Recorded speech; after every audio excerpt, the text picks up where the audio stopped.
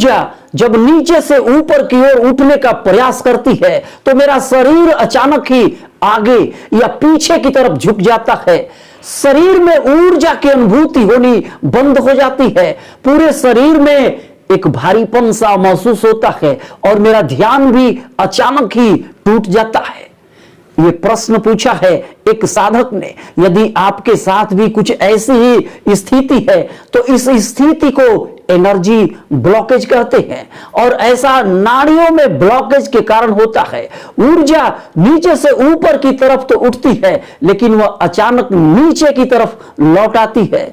तो मैं आपको कुछ ऐसे प्रैक्टिकल तरीके बताऊंगा जिसका अभ्यास करके आप एनर्जी ब्लॉकेज की समस्या से छुटकारा पा सकते हैं। आप अपनी कुंडलिनी ऊर्जा को मूलाधार चक्र से सहस्त्रार चक्र तक पहुंचा सकते हैं। आप कुंडलिनी ऊर्जा और कुंडलिनी शक्ति की अनुभूति कर सकते हैं।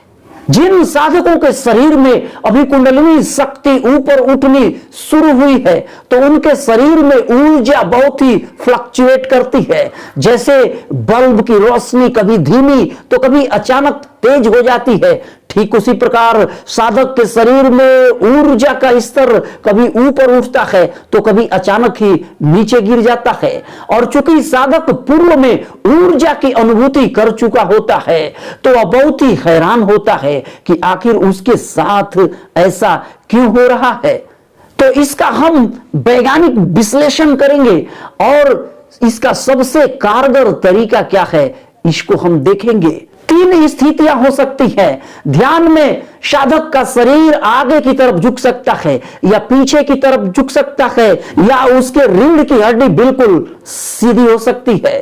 लेकिन एक ऐसी भी परिस्थिति है जो आपको कंफ्यूजन में डाल सकती है और वह यह है कि रीढ़ की हड्डी बिल्कुल सीधी होती है पर साधक का सिर थोड़ा सा पीछे की तरफ झुका होता है।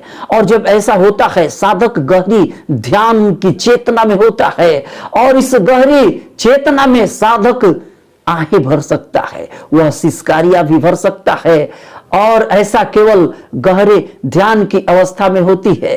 लेकिन कुछ साधकों का शरीर ध्यान की अवस्था में पीछे की तरफ झुक जाता है, वे पीछे की तरफ झटके खाने लगते हैं। ऐसा लगता है कि वे पीछे की तरफ गिर पड़ेंगे। जैसे आप कुर्सी पर बैठे हो और अचानक आप ऊँघने लगे तो झपकी आगे या पीछे दोनों तरफ आ सकती है। ठीक उसी प्रकार ध्यान साधना में साधक का शरीर आगे या पीछे दोनों तरफ झुक सकता है और ये इस बात का प्रमाण है कि उसके शरीर में ऊर्जा का स्तर कम हो रहा है, उसके शरीर में जड़त्व आ रहा है। इस जड़त्व को आप किस प्रकार दूर करेंगे? शरीर जब पीछे की तरफ झुकता है, पीछे की तरफ झटका खाता है तो इसका मतलब यह है कि आपकी ऊर्जा मूलाधार चक्र से विशुद्धि चक्र तक पहुंचकर वापस लौट रही है। और जब आपका शरीर आगे की तरफ झटके खाता है तो इसका मतलब यह है कि आपकी ऊर्जा स्वाधिष्ठान चक्र तक पहुंचकर वापस लौटती है। इसको आप इस प्रकार समझें, यदि आप कुर्सी पर बैठे हो और अचानक आपको नींद आने लगे, झपकी आने लगे तो आप आगे की तरफ झपकी लेते हैं, आगे की तरफ आपका शरीर झुकता है। और यदि आप बहुत देर तक होश पूर्वक कुर्सी में बैठे हो और धीरे धीरे आपको नींद आने लगे तो आपका सिर पीछे की तरफ झटके खाता है। ठीक उसी प्रकार ऊर्जा जब स्वाधिष्ठान चक्र तक पहुंचती है तो अचानक ये ऊर्जा नीचे गिरती है और आपका शरीर आगे की तरफ झटके खाता है। और जब चेतना मूलाधार से धीरे धीरे धीरे विशुद्धि चक्र तक पहुंच जाती है और उसके बाद ये ऊर्जा नीचे की तरफ गिरती है तो आपका शरीर पीछे की तरफ झटके खाता है। ये शरीर पीछे की तरफ झटके क्यों खाता है? क्योंकि ऊर्जा जब विशुद्धि चक्र तक पहुंचती है तो उसके बाद ऊपर के चक्रों में चेतना पहुंचकर बहुत ही सूक्ष्म हो जाती है। ये ऊर्जा बहुत ही सूक्ष्म रूप धारण कर लेती है क्योंकि विशुद्धि चक्र के बाद ये ऊर्जा मस्तिष्क में पहुंचती है और मस्तिष्क में पहुंचकर ये नाड़ियां बहुत ही सूक्ष्म रूप धारण करती हैं। ये ईला और पिंगला नाड़ी भी इसी आज्ञा चक्र के पास से दोनों नाड़ियां गायब हो जाती है और केवल एक नाड़ी, आपकी सुषुम्ना नाड़ी, आपके मस्तिष्क में प्रवेश करती है। तो नाड़ियों में अत्यधिक सूक्ष्मता के कारण भी ऐसा हो जाता है।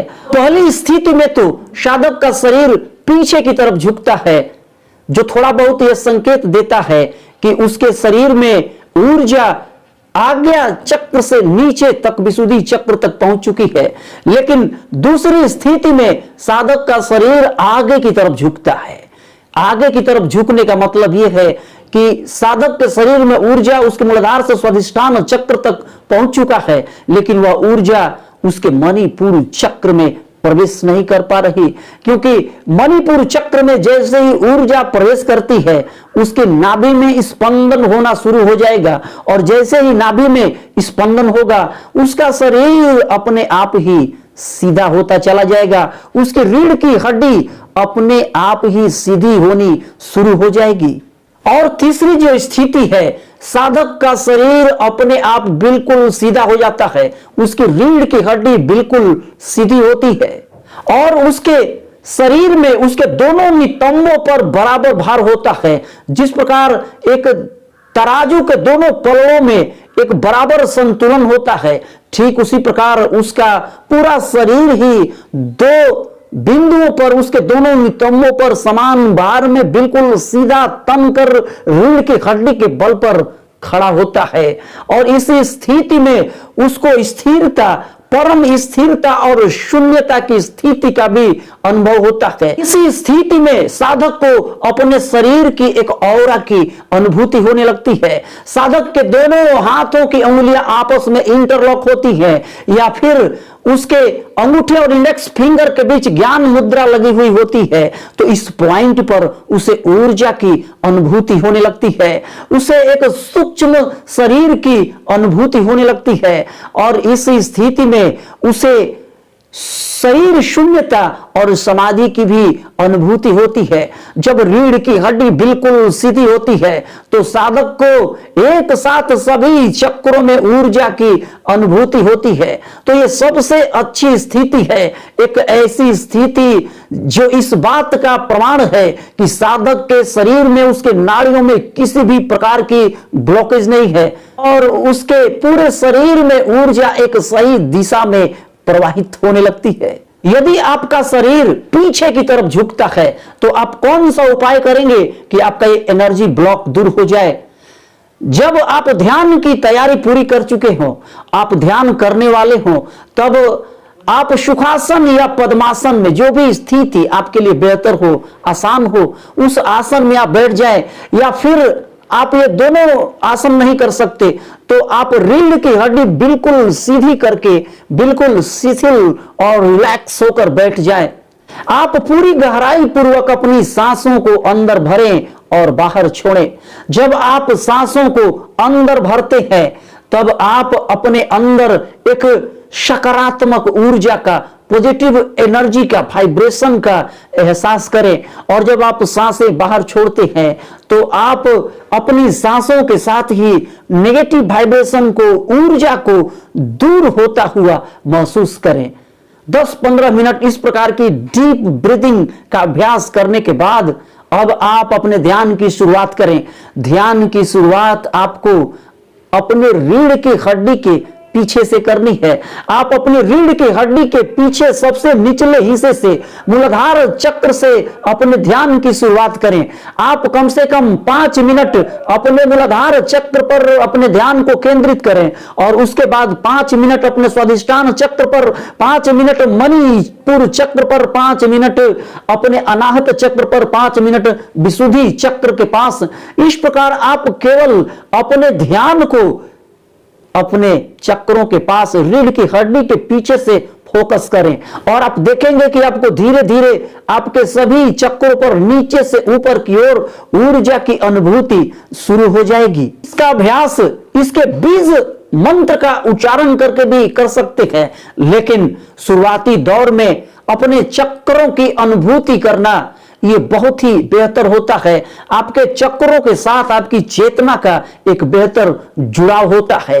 तो आप ध्यान से पहले इस प्रकार अपने रीढ़ की हड्डी के पीछे से अपने सभी चक्रों पर बारी बारी से अपना ध्यान केंद्रित करें। और यदि आपका शरीर आगे की तरफ झटके खाता है, आपके शरीर में ऊर्जा मूलाधार चक्र से स्वादिष्ठान चक्र तक पहुंचती है और उसके बाद ऊर्जा ऊपर नहीं उठ पाती, चेतना का निर्माण नहीं हो पाता, इसका मतलब आपके मणिपुर चक्र में ब्लॉकेज है। मणिपुर चक्र में ब्लॉकेज के कारण ही सांसों में वह गहराई नहीं आती और रीढ़ की हड्डी सीधी नहीं होती, आगे की तरफ आप झटके खाने लगते हैं। जैसे आपका ये हृदय, आपका दिल, आपका हार्ट पंप करता है और आपके पूरे शरीर में ब्लड को पहुंचाता है, ठीक उसी प्रकार आपकी नाभि को भी पंप किया जा सकता है। आपकी नाभि को पंप करके ऊपर तक गहरी सांसों को पहुंचाया जा सकता है और सांसों के माध्यम से गहरी चेतना का निर्माण किया जा सकता है। साधक जब गहरे ध्यान में होता है, अचानक सांसें जब गहरी होती है तो उसके पेट में कई सारे कपाल भाती जैसे स्ट्रोक्स लगने लगते हैं और ऐसा गहरी चेतना में होता है। यही कारण है कि ऋषि, महर्षि और ध्यानी पुरुष ध्यान से पहले कपाल भाती क्रिया का अभ्यास किया करते थे। ये कपाल भाती क्रिया कुंडलिनी जागरण के लिए, शरीर में ऊर्जा के स्तर को ऊपर बढ़ाने के लिए बहुत ही कारगर है, लेकिन इसका अधिक देर तक अभ्यास नहीं करना चाहिए। आप कपाल भाती प्राणायाम का अभ्यास केवल 5 मिनट के लिए करें। इसके पीछे का जो विज्ञान है बहुत ही दिलचस्प है। जब ध्यान का साधक बिल्कुल ध्यान की गहराई में होता है और उसकी चेतना जब उसके सिर के पीछे बिंदु चक्र में होती है, तब अचानक ही उसके पेट में झटके लगते हैं। ऐसा क्यों होता है? क्योंकि जहां पर बिंदु चक्र की स्थिति होती है सिर के पीछे, ठीक वहीं पर ब्रेन स्टेम पाया जाता है और ब्रेन स्टेम ही हमारे शरीर में हमारी सांसों को नियंत्रित करता है।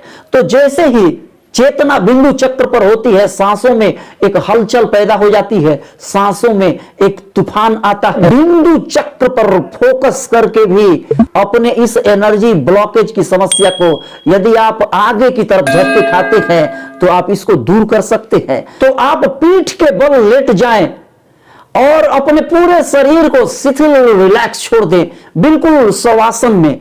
और योग निद्रा जिस प्रकार की जाती है, आप योग निद्रा में लेट जाएं। एक बात का आप ख्याल रखें, अपने सिर के पीछे तकिया बिल्कुल नहीं रखेंगे, क्योंकि सिर के पीछे का यह जो पॉइंट है बिंदु चक्र, ब्रेन स्टेम, इस पर हम काम करने जा रहे हैं। अब आप बिल्कुल योग निद्रा में लेट जाएं, अपनी आंखों को बंद करें, पूरे शरीर को शिथिल और रिलैक्स छोड़ दें। आपको अपने पूरे शरीर में कहीं पर अपने ध्यान को फोकस नहीं करना है। आपका सिर जहां पर पीछे की तरफ टच करता है, जहां पर थोड़ा सा दबाव महसूस होता है, आप अपने ध्यान को अपने सिर के पिछले हिस्से में बिंदु चक्र पर, ब्रेन स्टेम में अपने ध्यान को फोकस करेंगे। वहां पर एक जो थोड़ा सा दबाव, प्रेशर महसूस होता है, उसकी आप अनुभूति करें और उसी अनुभूति में आप डूबते चले जाएं। केवल उसकी अनुभूति करते रहें। आप अपने आज्ञा चक्र में प्रकाश को देखें, जो भी प्रकाश आपको दिखाई पड़ रहा है उस प्रकाश को देखें, लेकिन इस दबाव की अनुभूति आप करते रहें और आप देखेंगे कि धीरे धीरे धीरे आपके बिंदु चक्र में एक चेतना का निर्माण होना शुरू हो जाएगा। आपके बिंदु चक्र में एक सेंसेशन की अनुभूति होनी शुरू हो जाएगी और आपका यह बिंदु चक्र धीरे धीरे आपके सांसों की गहराई के प्रति बहुत ही सक्रिय हो जाएगा। इस सांसों के प्रति यहां एक आकर्षण पैदा होगा, सांसों में एक खिंचाव होगा और आपकी सांसें ऊपर की तरफ उठनी शुरू हो जाएगी। सांसों में जब गहराई आती है, ध्यान में अपने आप ही गहराई आने लगती है, ऊर्जा की अनुभूति भी होनी शुरू हो जाती है।